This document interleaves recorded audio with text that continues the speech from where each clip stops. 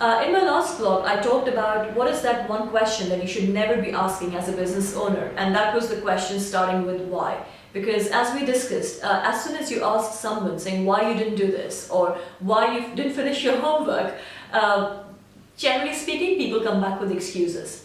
But today, what I wanted to share with you is that what are the 3 key attributes when you are asking questions and when you're actually trying to help your team to make them progress. What are the 3 key attributes? In fact, I want you to write them down because they're quite fundamental, but they are very powerful. And I just want you to become very aware of these 3 attributes. Whenever you're in a situation where you want the team member to do something, make sure that your questioning has got these 3 fundamental attributes, okay?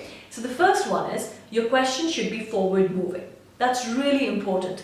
Whatever you ask should help the team member to think of the present and think of the future rather than anchoring that question in the past and kind of doing a post-mortem, because it doesn't really help anyone, right? So questions like, okay, so what do we need to do now to make sure that we finish this in the right time frame? Or how would you go about completing this task now? So these are all the questions which are forward moving. The second thing is, as you're building on this questioning, make sure there's enough detail. Because when people start sharing those details with you, they are clarifying their own thoughts, and you also come on the same page as theirs, making sure that they are capable and very clear of doing that task. And the final attribute is that every task that you set or you want your team member to do, there should be a timeline.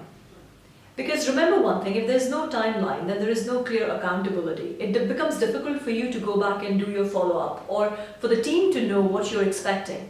Because as a good business owner and as a good manager, your main task is to make sure that the team is clear, and they are super clear, and they are being held accountable as to what needs to be done. Because that's very, very essential for a top-performing team and a top-performing business.